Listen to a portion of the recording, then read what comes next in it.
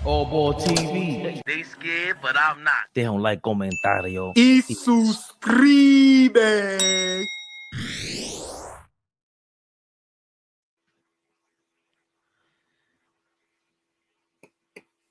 Yes, sir. Yo, Mo, chill out, Mo. You don't know AllBall like that, okay? He's gonna come in here very positive. 2 wins in a row. Huh? Hey, at least we got to see what some real bum ass teams look like, Flea. can't say the Knicks look like that. You know what I'm saying? Knicks Rehab. Knicks Rehab, yo. Yo, imagine being a Washington Wizards fan. That shit is wild trash. One of my best friends is a diehard Wizards fan. Lord, Yo, it's shout rough. out to him. He must be in Shout hell. out to Simon, man. It's rough. It's rough, man. It's rough. Yo, you talk like it's rough. because you talk about us. You guys always hype up, fall in love with your player, Tim Hardaway Jr. They got real legit talent out there that just squandered. Alex what's his name? Alex Kispert? Corey Kispert. He gets on my nerves because he'll hit 23 points out of nowhere. Mad confidence in the Garden. Yo, smack him, man. His stupid ass headband. Corey Kispert. I would take Corey Kispert on our team. Yeah, because he's you know what I'm saying? Nah, come on. Shooter. What's Fish doing? Who is in your He has Fat Joe in his avatar? Yeah. Imagine being a Flea fan. Hi. Good evening to you too, Fish. We doing this or Darlene Bay. What up, baby? and then we're gonna, you know what I'm saying? La.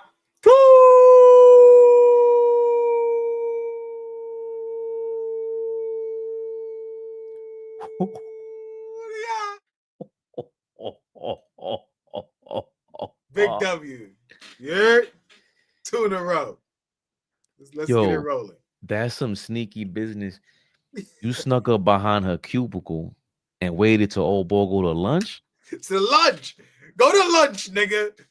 Matter of fact, get the food for the whole team. Come back. Mo lives in the DMV. Watching the post game is so sad. Y suscribe. Culture. You know who that is at the end, right? Y'all know who that is at the end with the Y suscribe. Y'all know that's the biggest. Where's my fucking drop? We live. Big Flea. Never the little one. Never the little one. The fucking biggest, y'all. What up?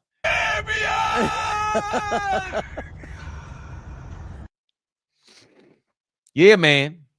Let's get into it. Stop playing with around. I already dropped the drop. Come on, baby Bubba. Knicks in the mix. Nice little tricks tonight. 119-102 victory against the Washington Wizards.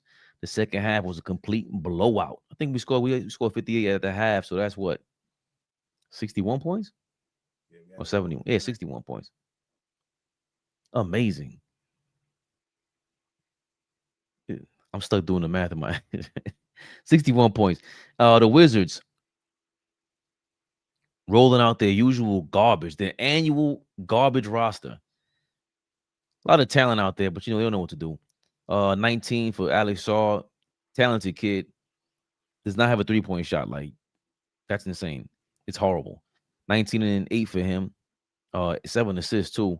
He still look good out there. He's slim but very talented. 15 points, 5 rebounds for Keyshawn George.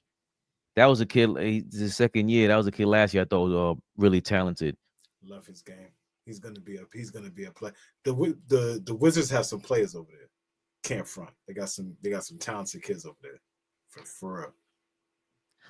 Can I say Marvin Bagley's a thief yet, or that's too harsh? Because he is talented. Like, he's an NBA body. He's not one of the kids that I'm talking about.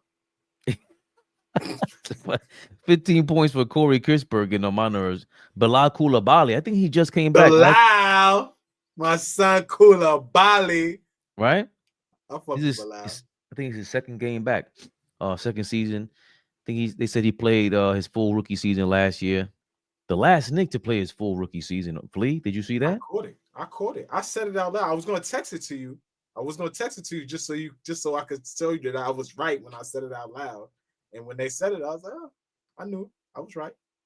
You would have been ahead of my TV. Big game for Karl-Anthony Towns. Again, showing improvement, showing he's more and more comfortable against them bum-ass Wizards. Let's go get it. 33 and 13 for him. 5 assists to add on to that. 12 of 24 from the field. 3 of 8 from 3. 7 free throws. He had 6 of those. 16 points for OG Anunoby. 10 points for Mikal Bridges. Silent game, but he's just very solid, though.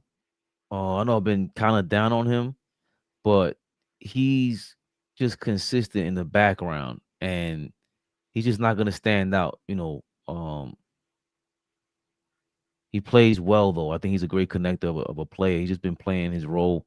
11 points for Landry Shamet. Only 16 from Brunson. Took a break from getting his 30-point balls out there. 6-17 from the field. He was off tonight. 105 from 3. 12 points for Josh Hart off the bench. 10 rebounds, and it looked like it. It felt like more. Like all of his rebounds were like 3 rebounds. 5 assists for him. Only 1 turnover. Good for you. Thank you, Josh Hart. 15 points for Jordan Clarkson. We talked about it in the text, Flea. I never seen his jump shot look so crisp because he never shot this many wide open shots before. 2 of 5 from 3. A couple of those are wide open. I think I seen Heroic or somebody in the comments. They said that, yo, man, Jordan Clarkson's coming for that 6-man spot. I don't know about that. Hart comes off the bench too, bro. You know what I'm saying? Yabusele comes off the bench too, bro. Tyler Kohler scored in his 3 minutes of action. And Deuce McBride, 3 points. Think he would put nice little defensive effort, 3 assists, 3 rebounds. The give and go with Cat was amazing. Amazing 2-man game. I think it inspired Brunson. It was like, hey, look, if Deuce can do it, I can do it too. Something I got away from last year. We're just going straight to these team comparisons. 54 rebounds for the Knicks, out rebounding the Wizards 54-49. 32 assists to 30 for the Wizards, 12 steals, 7 for the Wizards, 3 blocks for the Knicks, 5 for the Wizards. 12 turnovers for the Knicks, 20 for the Wizards. And that was close early on. The first quarter was like 7-8. So we clamped down on that. We only had like 4 or 5 for the last 3 quarters. 46 from the field, 47% from the field for each team, basically. And the Wizards shot 37% from 3. The Knicks 36. Knicks hit 80% of their free throws, second chance points. Washington beat us 14-8. Points in the paint 52-42. The Knicks really dominated. 16-8 fast break points, even though OG's clumsy ass threw a bad alley-oop to Mikal Bridges. Nice. Calm down. Easy shots, Flea. Easy shots. Stop fucking around, man. Ball suckers. That shit behind the back, man. My OG's here, man. He's here. Shining. Look at him smiling. I love it. Wow. They're anticipating it all, ball. They want to know, how did you feel after this victory? Back to back, 2 in a row. Big Knicks in it. First and foremost, big shout out to my brothers, Knicks Rehab. My brothers up here, love y'all. Big shout out to the chat. I want to give a big shout out to Keith McKnight. That's my right hand man Sauce. That's his nephew. Keith McKnight. This is his first year. Flea, you may be able to say this college name better than me. Quinnipiac. Keith McKnight, 6'6", Jersey, but his family from Harlem, grew up with his family. First game today, they lost to St. John's, but he had 19 off the bench. Yeah. Keith McKnight. Yeah, Keith McKnight. Keeping up. Now I'm locked in. Yeah. And that's family, man. So big shout out to Keith McKnight, man. Big game against St. John's. His his uncle's first game on TV. He was texting him and telling me what was going on. Very excited. Yeah. But young man got some promise, and you know me, he might can go. He might can go. So that's family. Big shout out Keith McKnight. 19 points off the bench tonight against St. John's. Good young That's kid dope. too. Great young That's kid. dope. Great young man. I'm locked in on that, OG. Yeah. But tonight, I'm happier than yesterday. Oh, Darlene Bryan is in the building. The beautiful, the lovely, the sexy, the extravagant. Darlene Bryan, what up, baby? B. So for me, this is why I'm more excited. Oh, Cherokee's here. Cherokee Princess, Lady Nick is in the building. She got to give a shout out to the beautiful, the lovely, the extravagant, the sexy Cherokee Princess in the building. Good evening, y'all. Okay. I think tonight was a bigger game than last night. And let me explain why. Because these are games that we potentially, Tori B is in the building. The beautiful, the lovely, the extravagant, the sexy Tori B. What up, Tori B? Good evening, by the way, as well. I think tonight. He's mad quiet. Yo, he's mad quiet. Yo.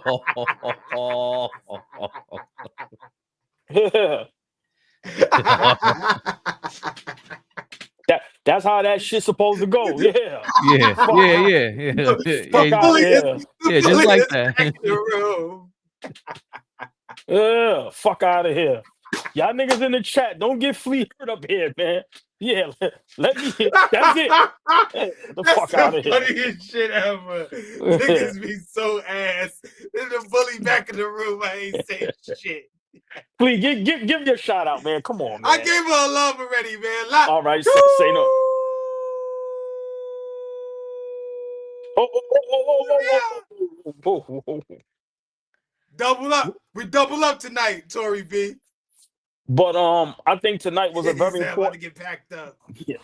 Tonight was in all seriousness, tonight was a very important game, and I'm not saying that because it was the Washington Wizards, which we should have beat, right? But to put us back on track, I think we was going off the track a little bit. Mike Brown, I didn't get to respond the other night how he took accountability. And I'm gonna be honest, slow down with Yabusele. I do not like that he's getting the same amount of minutes as Deuce. Listen, bro.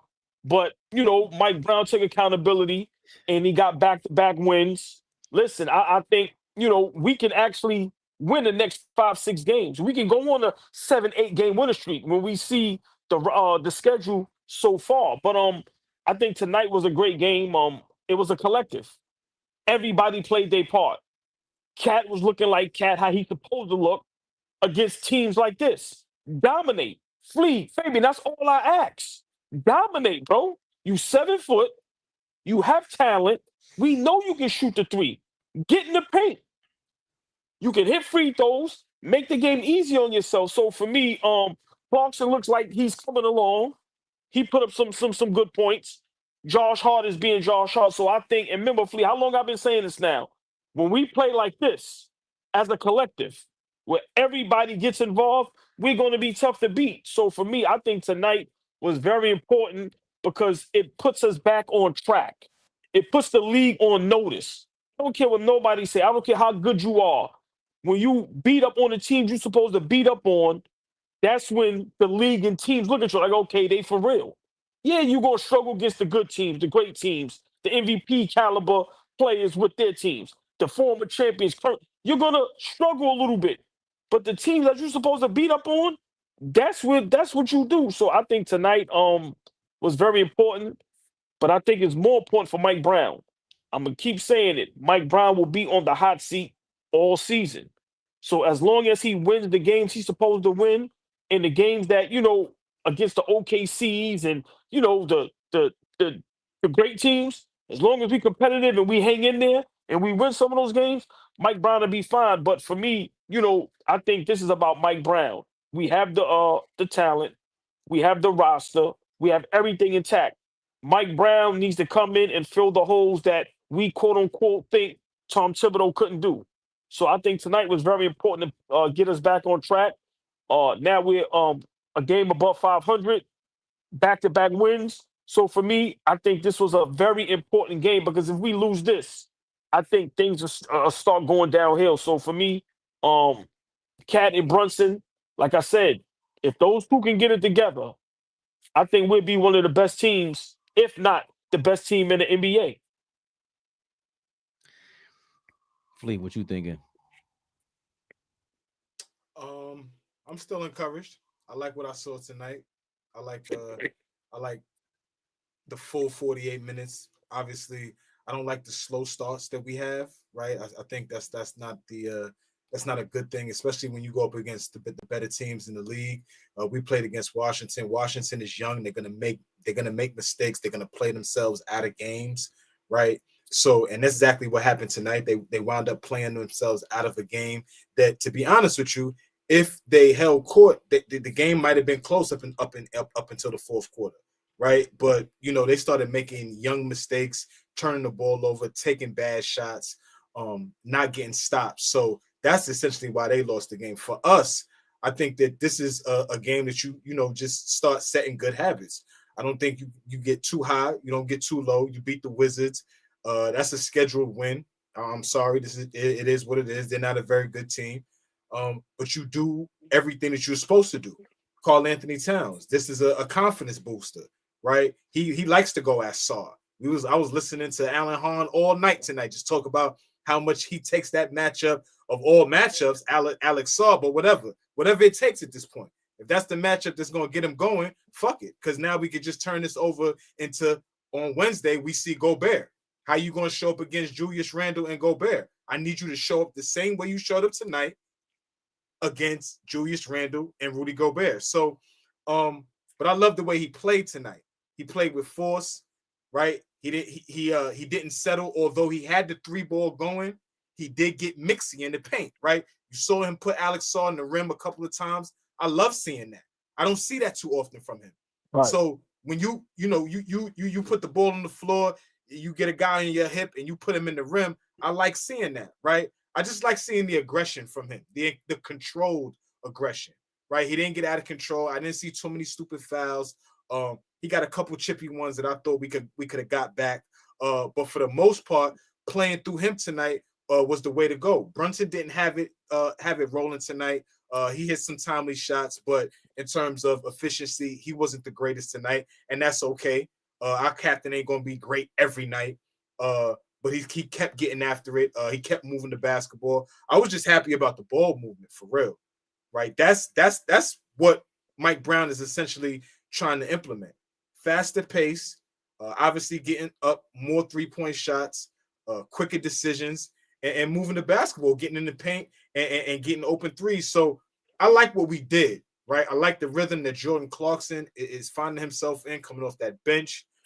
Josh Hart is being Josh Hart, right? Like you said, OG, 12 points, 10 rebounds, 5 assists, right? Just filling the stat sheet up, doing everything you want him to do.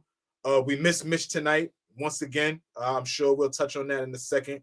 But for the most part, I loved everybody. I loved everybody tonight. Everybody, like you said, played as a collective. We're starting to figure out that rotation. I still think Yabusele is getting way too many minutes. He's just not ready yet. He's not in game shape.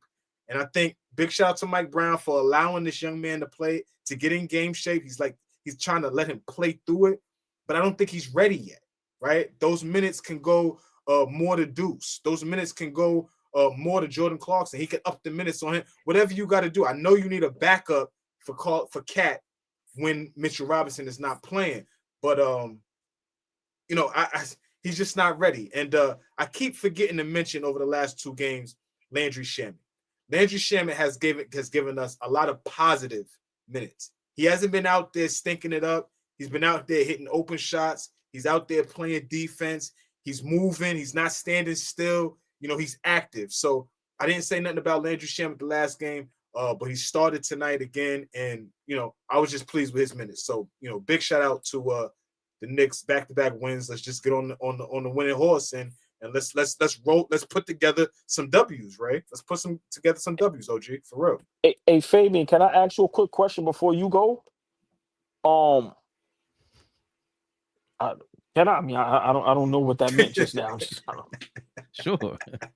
No, Flea said something as far as like us worrying about a backup center. You always allude to how great OG is defensively, and how at one time he played Embiid kind of good. How do you feel about sometimes OG sliding into that spot because the way basketball is today, as far as positionless basketball, we watch other teams put smaller guys on Cat. Should that be an option? That at times OG may have to step up and guard some of the bigger guys on the opposing team. I think if it's situational, like even when he guarded Embiid, joking all of them, I don't know if Fleet was joking, but he said he could be defensive player of the year if he wanted to. It was like, I was dead serious. yeah, I know. Stay on that side. When I said it 2 years ago, both of y'all was like, that's right, 2 years ago. We're talking talk. about right now. OG Anunoby, if he focused on just flat out playing defense and not trying to go get a bucket, he could be defensive player of the year. That's how I feel. Yeah. You tried on all balls Gucci flip flops all of a sudden. Yeah, go to hell. Right? I think it's like the reason why he can't be a defensive player of the year is because like the Herb Jones and them, Wemby and all of them, like they just pop out on the screen every single possession. I don't want OG on a center every single possession. That'll make him too stationary. You could do it like how they did against Philly. That one quarter he shuts down Embiid, and now you got him all over the court like a safety. That's where he's most dangerous because he always sneaks in for the double team, swipes in, gets the steal. He did that today when he was he learned from yesterday's game when Josh Giddey took him full court, full speed, and just hit the layup on him. Today he's like, you ain't no damn Josh Giddey, and rip homeboy and created a turnover. And I think we finished that play in transition. So I think that it would take him off those kind of plays and get us away from those transition baskets transition plays that he creates a lot of times. What do you think, Fleet? I agree with you. I think it's situational. Like OG could be that like prime Kawhi, prime Draymond Green type defender, right? Where you like really the quarterback of the defense, and you could put you on the best player on the opposing team and really, make it hard for them. I think he's that level of a defender. In terms of the bigger players, OG is a house now. He ain't no little guy like that. He's all of 6'8", 6'9", whatever you want to give him, but he's big. Like that's a big dude. You know what I'm saying? Like so. Again, situational. I think he can make it tough. For some of the bigger centers in the league, some of the centers that are lighter in weight. He's gonna have issues with Joker. Although I don't have problems with if it comes to that point where he has to guard a Joker. I don't like that per se, right? He does well on Embiid, but I still don't like the matchup. Embiid, if at his apex, is still better and still can take advantage of that matchup with OG. I just think with his defensive IQ and his strength, I think ain't nothing wrong with that. Would put him on bigs. So I agree with you. Yeah, boy. I think like from going on Embiid and then switching. Like in football, a lot of times it's too many times with defensive backs they get caught up in trying to guard the number one receiver when you go to the number 2 or number 3 and then play off of them and go guard the number 1. And that's OG's whole style. He's so disruptive, man. What you think, old ball? I respectfully disagree with both of y'all. I think, now I agree with y'all with the situational thing, but I think this is where a coach like Mike Brown, this is where you have to coach certain games, knowing that we're not going to have Mitch. Huck might not be getting in the game. I think that throws a monkey wrench, no pun intended, big shout out monkey wrench. I think that throws a monkey wrench in some of these teams, because that's not going to be in the notes. So just imagine you come out and Cat is not guarding Joker. It's OG. They don't have a scout report for that. And of course, nobody can guard the Joker. But I think, a guy like OG, he can make it more difficult than a Cat, especially if we're not going to have Mitchell Robinson. And I trust OG more than I trust Huck Purdy as far as on the defensive end. I just think that this team, I'm going to keep saying it, the Detroit Pistons style basketball. I know we don't have those great defenders, but guys are going to have to suck it up. Going to have to dig deep, dig down, and really get into some of these guys as far as on the defensive end. And I think OG is going to have to be the head of the snake as far as like, listen, okay, Mitch is out. I'm gonna have to guard this guy because we know Cat can't guard nobody. We have to understand that. So that also relieves Cat and just lets him loose. So I disagree with you. I think OG can come up with the task and really do a good job. I mean, Isaiah Jackson said me and Flea look like two pilots, and you look like a Colombian drug dealer. Zeke Jackson, what up, boy? Yo, Flea, somebody. Please, funny as hell. somebody in another comment.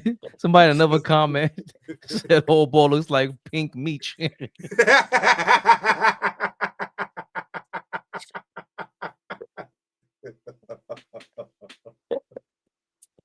Yo, that's funny. That's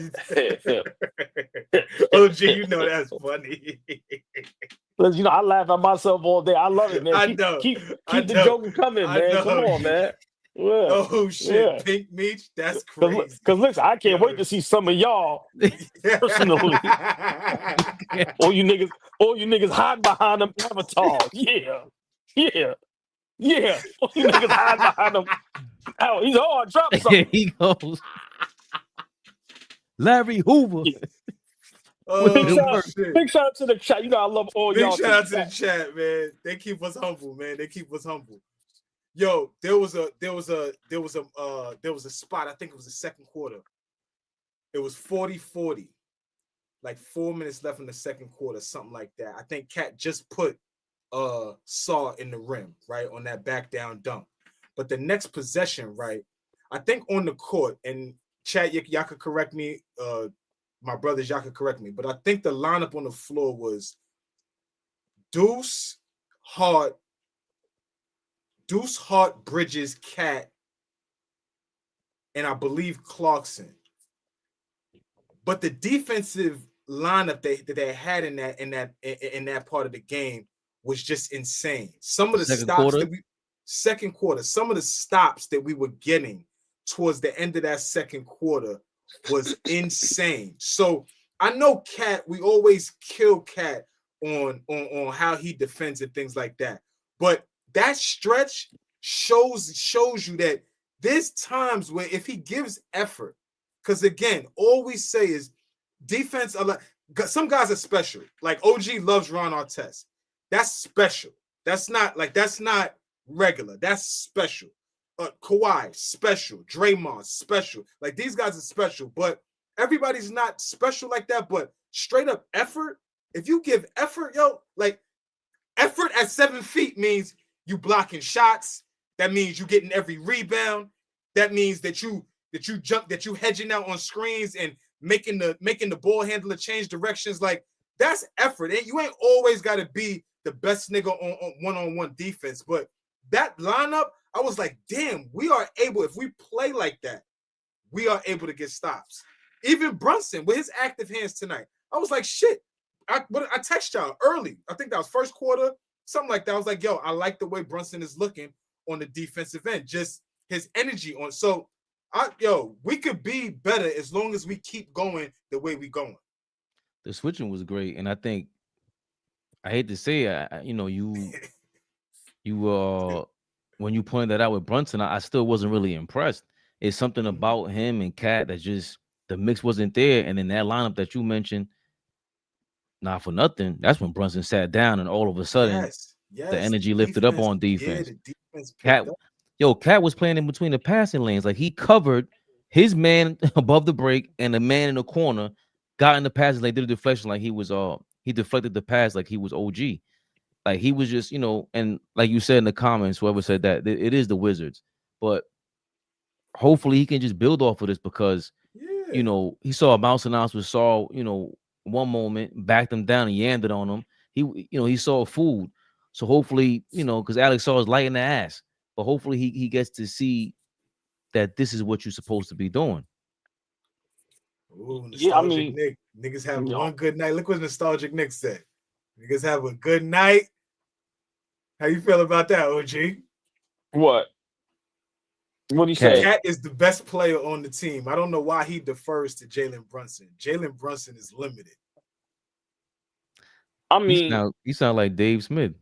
Yeah, I mean, we all entitled to our opinions. For me, on some nights, Cat can be the best player on the team. I'm not going to deny that.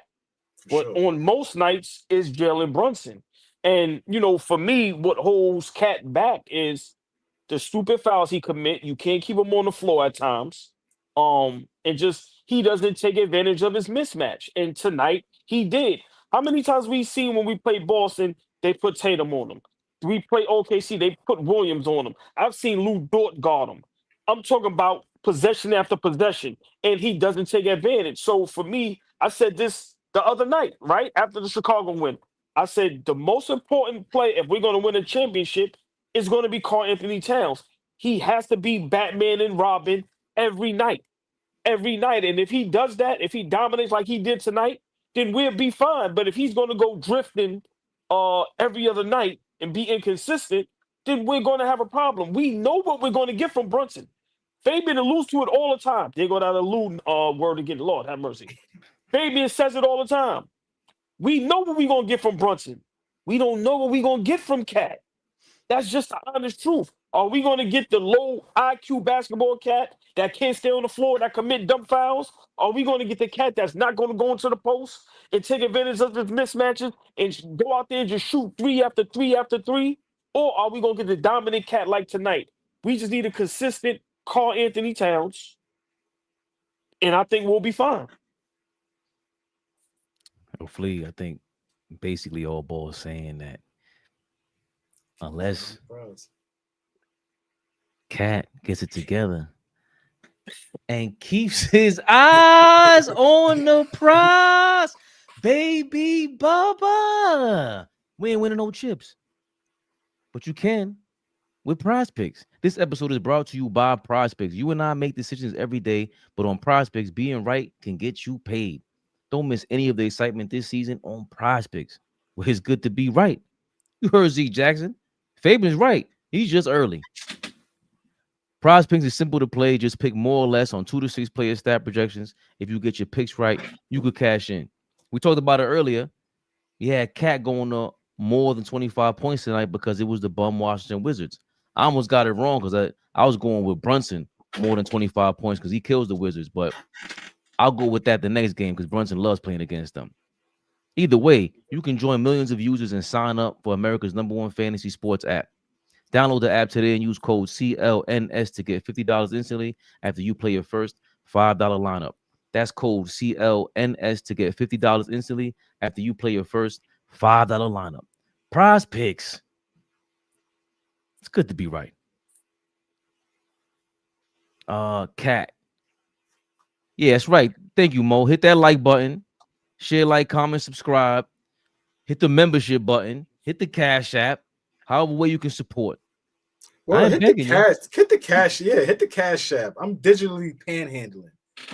Yo, hit the Cash App. All you hoes out there digital panhandling. Digital panhandling. Shout out to Amazement, man. He sent me some birthday money, man. Appreciate you, man. He said that's love. That's love. Nice. He said happy birthday, man. Hit me with the paid in full happy birthday, little man. I said, oh shit. What you did? Nice. What you did for that? I kept on it was fully clothed.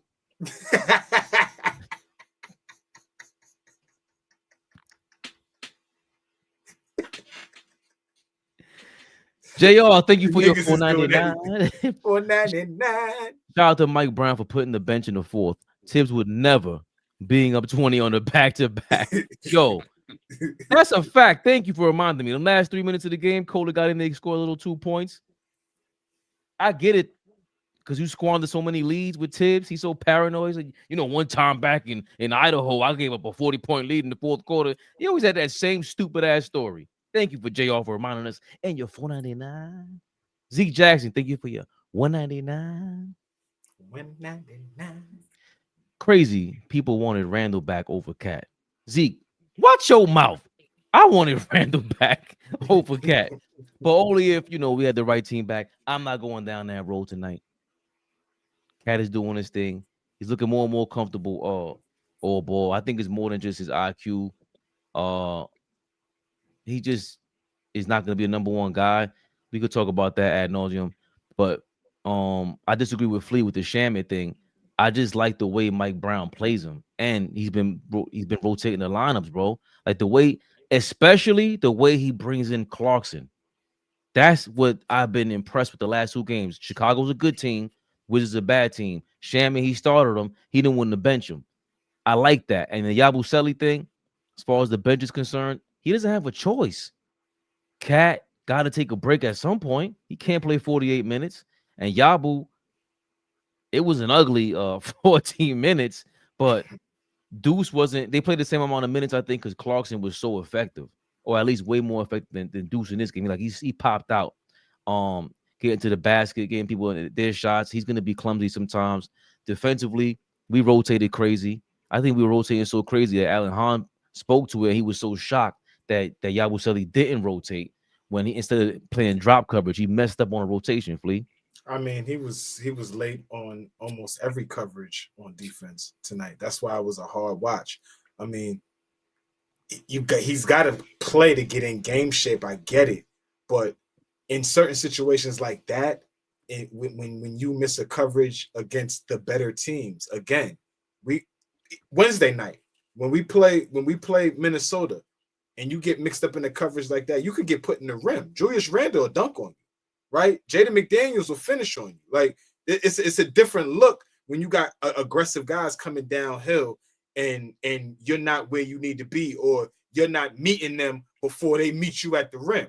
Right, so he's just a little late on a lot of different things, especially on defensive coverages. So it's hard to play him right now. It's hard, but I understand you got to play him, but it's a tough watch. Oh boy, what makes it a tough watch also is that he's not even hitting the threes. You could be a fat boy all you want to, but he's not even, like, if you was a knockdown 3-point shooter, bro, it would erase everything. All your missed coverages, you would make up for them. Yeah, but see, I totally disagree with both of y'all. This is where Tibbs works when it comes to a guy like Yabusele.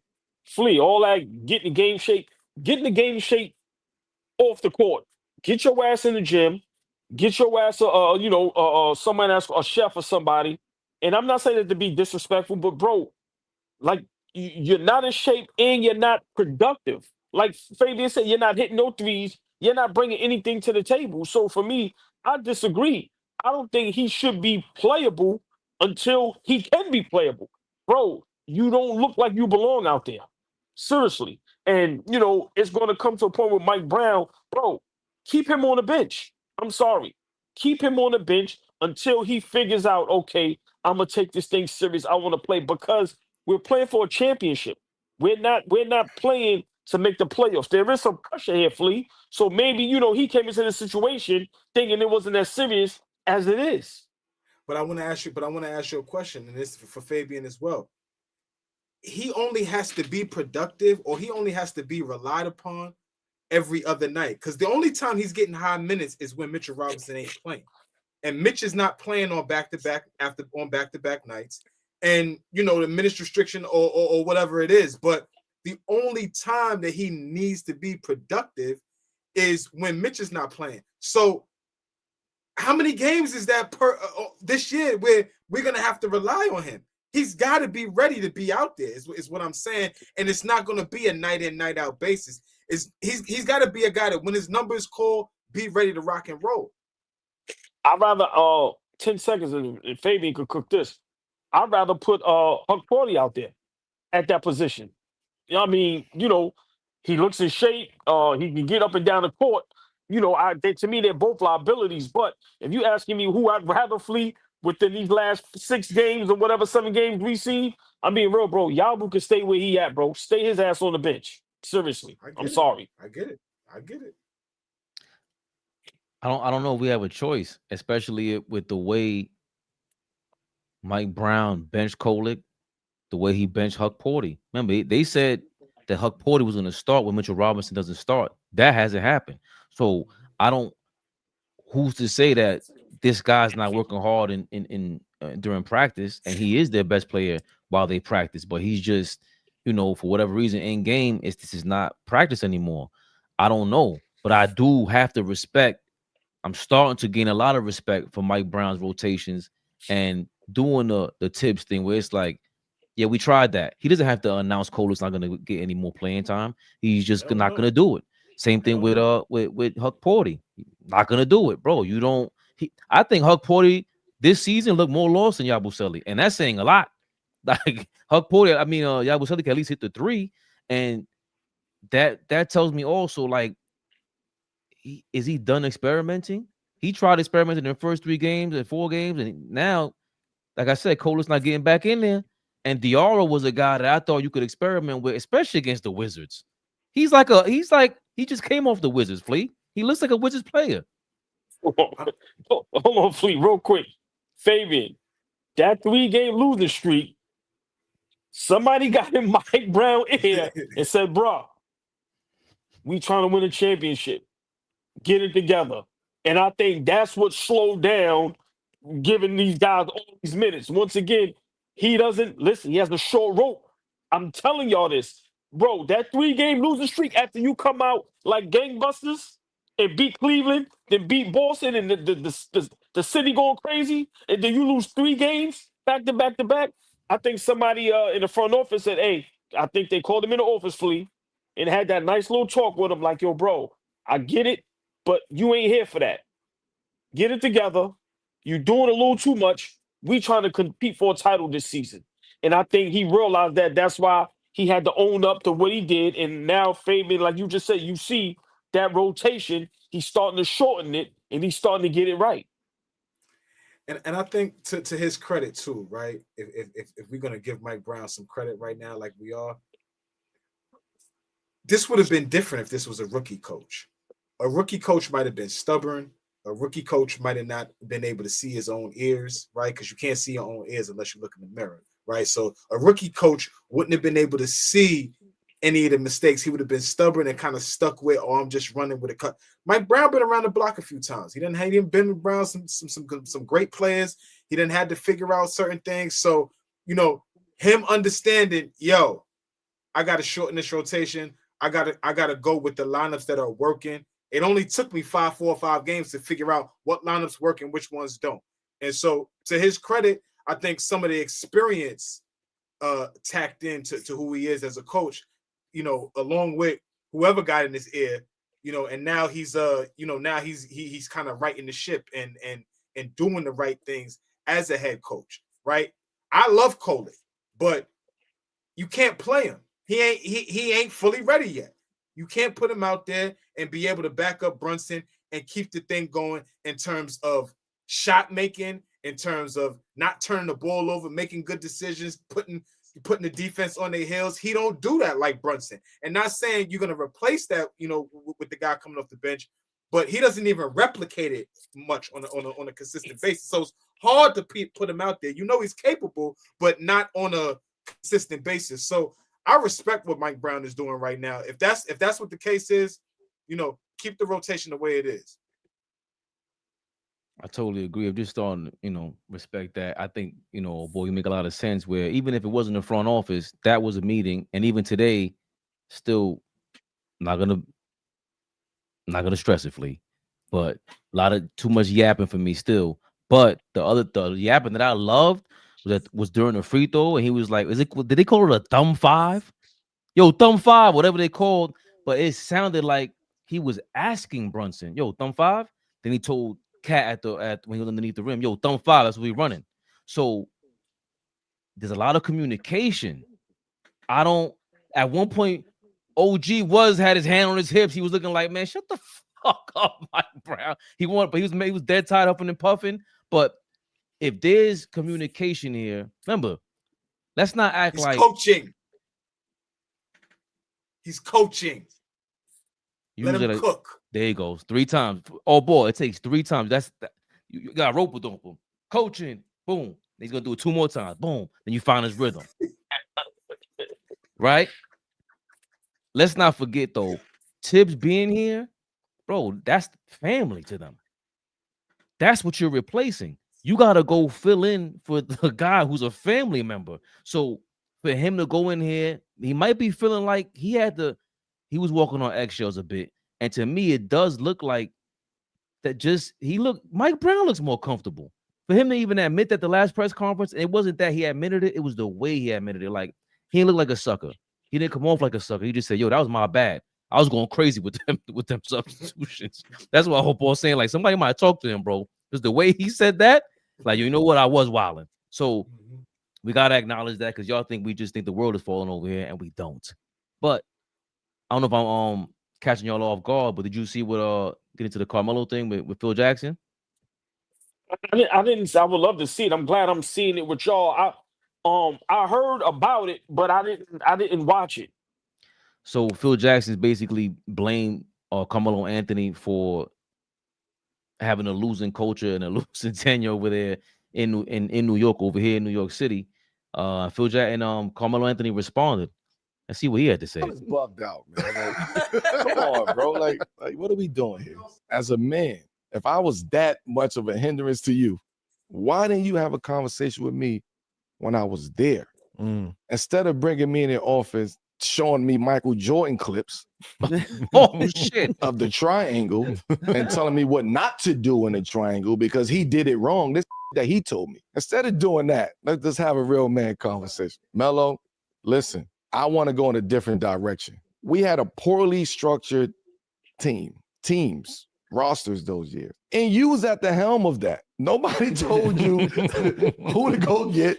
You had this vision of wanting to play in a certain type of system, which is the triangle, which I love the triangle offense. At the time, it didn't fit the style of the NBA. We was a laughing stock of the NBA for being in the triangle. And I had to fight that. And I had to take those bullets. Not you, Phil Jackson. While I'm taking those bullets, you are in the stands tweeting, talking about Melo breaking the triangle. That was crazy. You I get what remember I'm when saying? Phil Like, was on Twitter this too. is the that I had to do. Yeah. I never spoke on him. I never spoke about him. I had probably 3 conversations with the band in his whole tenure. Really? Man, we didn't have a relationship. So if I was that much of a hindrance to you, should have came to me and said it. Oh, got the gist of what you said, Melo. Not for nothing. That feels like ancient history. The coach, the general manager, not talking to the star player. We have the complete opposite thing here going on, AllBall. The general manager and star player are nephew and uncle, damn near. What do you think about what Carmelo Anthony had to say about Phil Jackson being a prick? To be honest with you, I love Phil Jackson, the coach. I do not like Phil Jackson, the person. He just seems like a bad guy. He just seems like a guy that's stuck in the 60s. Yeah. He always has something negative to say about, the culture, what we as people represent today. And I just think, Phil Jackson is low key the P word. I'm just being honest with you. I don't want to say that up here because I don't want us to get flagged and none of that, but I'm starting to feel like that. What he said about Braun and him, he just always has something negative to say. But when it comes to the Knicks, because this is Knicks Rehab, Phil Jackson tried to sink the ship on purpose. The moves he made, the picks he made, the coach he hired, what Phil Jackson tried to do to us, which he did, he set us back 10 years purposely. So for me, Phil Jackson has to understand you had Kobe and Mike. You're never gonna coach again. So let's get to that. You as a GM, you're never gonna have another Kobe and Mike. So whether it's Melo, no matter who it is, as great as these players are, yeah, we understand the triangle. But you had Mike and Kobe. You got to let that go. So it's just sad that a coach who I think is the greatest coach of all time, and we can argue that another time, but a basketball mind like that wastes his time downplaying and disrespecting great players instead of giving them some knowledge and some basketball knowledge and IQ and helping them advance their game. I just think Phil Jackson's just a bad person. I'm just being honest. I don't like Phil Jackson. I don't like how he walk. I don't like how he looks. Like I said, coaching, I stop right there. But for some reason, he has nothing good to say about anybody. So for me, Carmelo Anthony, the way he responded was kind of grown manish. He didn't go too crazy. And it's just crazy that I'm the franchise player and I only spoke to you 3 times. That's insane. That's insane. So it just goes to show you, Phil Jackson don't like us, man. That's the icing on the cake. Yeah, I'm going there, and y'all lucky I ain't got no real money, and our platform ain't where it's supposed to be. Cause Lord have mercy, I tell her how it is. Phil Jackson don't like us, Flea. Straight up and down. I think a lot of these guys is mad that we've been taking this thing over since when? And they wanted to be something, and they wanted to be a time that is never going to happen. So I just think Phil Jackson is a mean and a bad person, and I'm just glad that he's out of the game of basketball. He should never ever be a GM, a coach, a consigliere, nothing.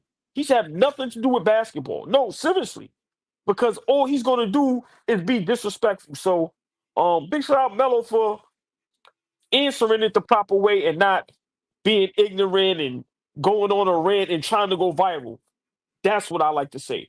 I'm glad Melo ain't trying to go viral, because somebody else would have took an opportunity to try to get views and numbers, and it's like, for what? So, but I like how Melo responded, but I think Phil Jackson is P against our people, straight up. Fleet, I want to add some more context. It's not the first time Carmelo spoke on Phil Jackson. Back in 2023, Carmelo Anthony said about Phil Jackson, he was definitely on his zen. We ain't pay him no mind, but when you start the back door ish, now you lose respect. His co-host Mero said, I knew something was up when he did the LeBron and his posse thing. I ain't heard that word since Mario Van Peebles. Melo said, he put me in a effed up situation or effed up position. Mero said he was sleeping at practice. Jadakiss said was there. I think I read somewhere he only wanted to coach home games. And Melo responded, like, what you mean you only want to coach home games? Like, what you come here for? We threw you the keys. You want to make it seem like there's a distance between me and you. So you give everybody else the love. Maybe I'm thinking I'm going to feel a certain type of way about it. I think he also touched on, he put him in a bad situation with the LeBron thing, basically, Flea. So there's a lot to this. This is back-to-back coaches. Carmelo had a bad deal with George Karl. He didn't want to go through this again in New York with Phil Jackson. Niggas said Phil Jackson from Staten Island. Y'all niggas know what that means. and that ain't where Wu-Tang is from. Yo, that's funny. Stapleton. Yo, man, whoever that said that in No Strange, right? That's a fact. That's how you say that. I wasn't gonna go in that direction. That whole era, right? The expectation for me, if I think back on it, was me hoping at one point he decided to come down and just coach, right? Because that's where he excelled. I don't think he excelled at being a front office guy. I don't think he excelled at putting together teams. I don't think he excelled. He wasn't an X and O's guy either. If we keep it in a buck, like he excelled at different aspects of what it takes to be a coach. So that was just my whole disappointment. I don't really think that his opinion from a executive standpoint means anything. Melo was given a raw deal after that run, and Mike Woodson was put out the door. In that direction, we started going when we drafted Porzingis, and then we started drafting a lot of bullshit, right? Like that's the result of Phil Jackson. So it was a clear slap in the face saying, you're not really part of our future. You're not really part of what we're trying to do, or at least what I'm trying to do, speaking as Phil Jackson. So he did a lot of bullshit. I remember the Frank Nicotines, and I remember the Kevin Knox, and I remember, Frank Ntilikina was a lottery pick, bro. 8th pick. He hired Derek Fisher as a coach, bro. So you know what I'm saying? Like with all those kinds of doings, I would have just hoped that he would have come down and sat his ass on the bench and at least coached. That would have been like, all right, I respect it now. But I don't respect it when you sat your ass up there and, did an awful job. Like when I mean awful, that was a masterclass in how to fuck some shit up. He purposely did that, bro. He purposely did that, bro. That was a masterclass. I was like, wow. He just kept going to the next level too. You strike like because I'm saying, like, here's the thing. You go strike out on Steve Kerr. Now, we don't even know what type of coach Steve Kerr was at that moment, right? Steve Kerr was an executive. He was a nigga on TV. Wait, hold on, we hold don't on, know I forgot. what Steve I Kerr. forgot. We had Jeff Hornacek as a coach too. Thank you in the chat. Yes. Go ahead, Yes, Flea. I'm we sorry. did. But that's what I'm saying. You strike out on Steve Kerr. Think about this, y'all. You strike out on Steve Kerr. Steve Kerr says, fuck it, I'm going to go coach Steph. And you hire Derek Fisher. Nah. No. So I felt super bad for Melo at that time. If we if we talking about that time, that's a tough time to be a Knicks fan. But yeah, that was a tough time. A bad spot to put Melo in. And he tried to play through it too. There's another All-Star year in there. There's another year where he's trying to bring Kristaps Porzingis along. Kristaps is a rookie. At one point, he's trying to mentor him and try to bring him along, right? So he did the professional thing, right? He never dogged it. When he was out there, he was out there. So, I mean, he got a real raw deal, when dude walked through the door. And I think Melo has his flaws as a player. I think he's, a bit of a black hole or whatever, but I just never heard of anybody disliking Carmelo Anthony. And Phil Jackson's always getting into it with one of his players. And he's just lucky that Michael Jordan, he helped Michael Jordan that way. I don't know how Michael Jordan would have looked at him had he been in, Kobe's position. I always say that.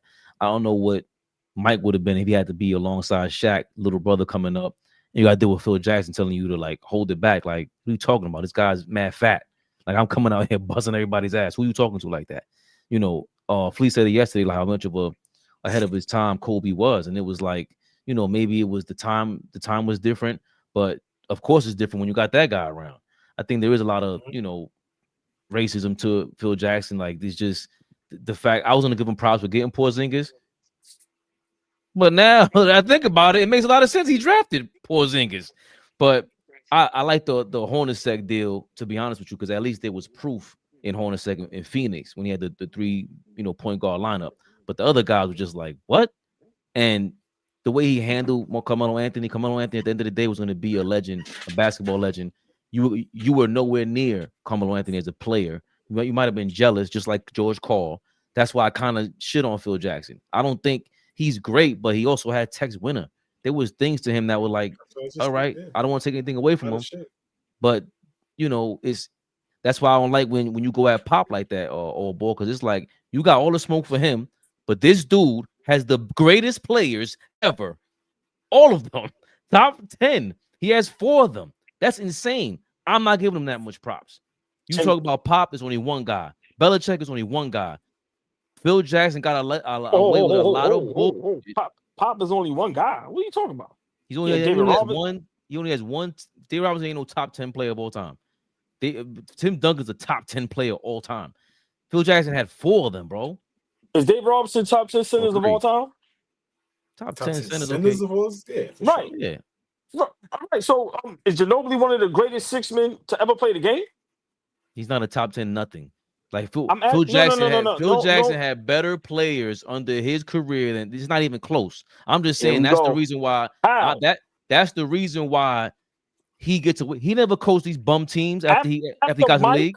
After Mike, Kobe, and Shaq, I'm the only one that gives Scotty props. After Mike, Kobe, and Shaq, give me all the great guys. Ron Harper and them guys. I mean, Scotty, whether you think people give Scottie Pippen props or not, he's still top 50. He was still on the top 50 list. He's still like, it's still Scottie Pippen for sure. And Pop had David Robinson, Tim Duncan, Tony Parker, Manu Ginobili, Sean Elliott. So let's not act like he also coached the team. Level. He also coached the team when he went from championship to bust to bums, and he went and tanked with the Spurs, and he played when they were bad. Phil Jackson never did that. He did it for one season when he came back, and they begged him to come back because they knew they had to go trade Kobe for whatever it was. He wasn't doing that. You heard what Melo said. Melo said he don't play with bad teams. He doesn't coach bad teams. Oh, that's interesting. What Melo said in that sit down. He said Well, y'all know he wasn't gonna come down because he don't coach bad teams. Oh, So- what a coinky! I didn't even hear that part. So Yeah, he said right, that. right in order, because that's the kind of guy he is. He wants to be Hold the on, Zen hold on, hold master. on. I'm listening. Thank you, Jeremy's house. I had Kawhi Leonard too. All I'm saying is, don't act like Pop had chopped liver and Phil Jackson. Pop had some great players as well. Come on now.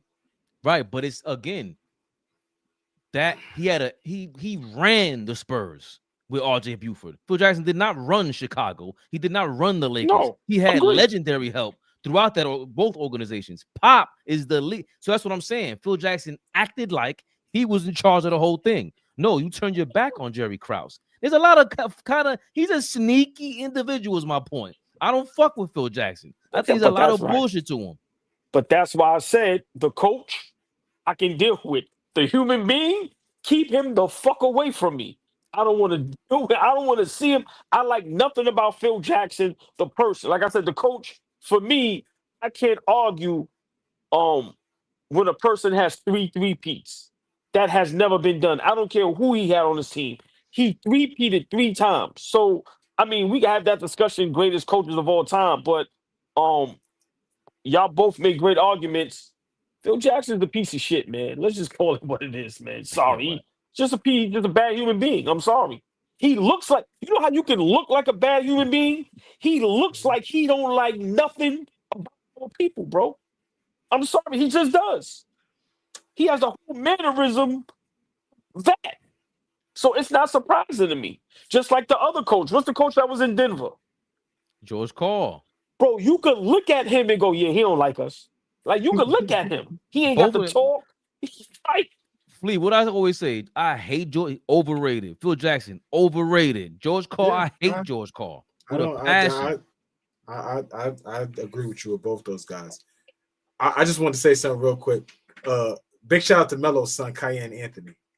Pro. He looks good, man. He looks good. Pro. He moves good. Pro. He's Pro. running. Why you running, man? Pro. Why you scared, old boy? Make an assessment. Pro. Every day, Flea, they scared, but I'm not. They scared, but I'm not. But all of a sudden, he just scared, tippy-toeing. Pro. Always. What you got to say, old boy? Pro. Remember, I said it. Pro. Since he don't want to talk, I'm gonna give a shout out. Oh, okay, he's gonna talk. So when you say pro, explain. Pro. That's what No. I mean. All An right, NBA so- player. An NBA player. A pro level player. So That's you what all I right? mean. We all know Bronny James is the NBA player. This is see the first name come out your mouth. I'm saying talking about Karl-Anthony. You can't help yourself. No. Hold on. No, yes, You I can't can. help I'm saying- yourself. No, because you have to explain. Pro. Bronny James is a pro. He's in the NBA. Yo. Karl-Anthony. Pro. That's all I got for you. Lord That's have all I mercy. got. Yo, That's all I got for you. shout out to Heroic Ave. He got some SU connections. He said, let me know you trying to hit up the SU game. That's Cayenne. Flea, what's up? You gonna fly out? Oh, You get that's Syracuse. Yeah, Yes. hell yeah. Tell Hell him yeah. line it up. What you talking about? Yeah. Line it up. We'll make it an all ball moment. Shout out to We in the Heroic Ave. building. Line it up. Shows us love. We make it an all ball family moment. Hey, Yeah. To be in there. let's take some time out. Byron. Shout out Byron Arnold. I don't know if that's your real name. Good avatar. Good hat. Like what you're doing over there, gangster. Welcome to the Gray Beard Club. I'm in the crew. Your shit looks smooth though, man. I might have to paint mine. Thank you for joining us, all ball family, man. Being a member, everybody that shows us love and support. Shout out to everybody in the building, man. Nostalgic Nick said he's drafted Melo's son. Okay. Well, first round to Flea. I can't say that right now. I don't know yet. Look. Oh, He's boy. a pro. He's a pro. He's a He's a pro. pro. Are you drafting him? He's a pro. He's a pro. First round. I'll take him in the First third round. round. First round. That's the first 30 niggas. I don't ask me in Christmas. Ask me Thanksgiving. Ask me Christmas time. New Year's Eve. Yo, old Ask boy, me that. I gotta give you credit now. Cause at least you got the Gucci flip-flops. Like your shit. But Flea might have the LV joints crazy. Because it took me this long to realize his flip-flop and He smooth full of criminal shit. shit. Yeah, he full of Yo, shit. I said nah. pro. He's a pro. He's a pro. No. The first he's a pro was look. He's oh, Right. right? Now, are you taking him?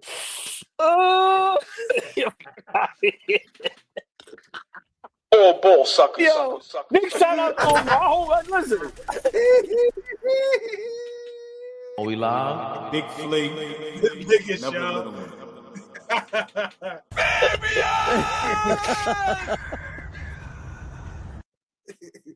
Don't forget, share, like, comment, subscribe, hit the membership button like our guy Byron over there, man. Great Big Club. Byron. Gang. What's the next game? Wednesday night? Against Minnesota. And man, he came back tonight. Julius back. Nah. They cleared him for contact. He didn't play tonight, but yeah. Julius He's probably out for maybe well. a week or two.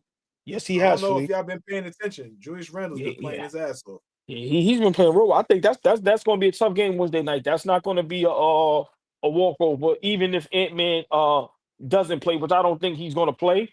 But that's going to be a tough game. Julius back in the Garden. That's going to be nice. I think that's going to be a goodie. That's going to be a tough game. Yes, I agree. A goodie. I agree. John McDonald, they said Chris Middleton. The Wizards are tanking, bro. Them and the Nets, they taking turns tanking. He's not playing on. He's hurt. Playing. Listen, they all in sweepstakes for that kid out there in BYU. Simple and plain. Let's call it what it is. Nice. He's a number one pick. He's a number one pick. And if the Boston Celtics are smart, I'm not gonna give y'all advice because I'm a New Yorker by Knicks. But if the Celtics are smart, Jaylen Brown, go sit down somewhere. Matter of fact, get up out of here. Get us something. Tank. You team that kid up with Jason Tatum. So everybody gonna be in the sweepstakes for that young man. Yeah. The Banster. And then he ain't pump faking. He's serious. Yeah, he tough. He tough. Serious. He tough. It ain't even close. I seen about 2 games. I said, yeah, it's not even close. Fabian, he's number one by far. It's not even close. There's another kid coming out. There's another kid coming out of Kansas, Darren Peterson. He's very, very good. He's I'll check him out. Good guard in Kansas. Very good. This draft gonna be decent too. Probably top heavy again, but it's gonna be some guys coming out. I think that's the only reason why they got Kevin Young over there at BYU, because he was on. That's the guy that was like the highest paid assistant coach for Phoenix, and they got the band, so they got their guys, so that money's coming in there. Yo, shout out to HP Carlos over there in Portugal, man. Appreciate you guys showing love around the world, man. Yes, sir. And going, share, like, comment, subscribe, like they say on the YouTube streets. Y'all know what this is. Knicks Rehab. Rehab, y'all. And we'll see y'all Wednesday night. Same bad time, same bad channel. Love y'all. Peace. AllBall TV. They scared, but I'm not. They don't like comentario. Y suscribe.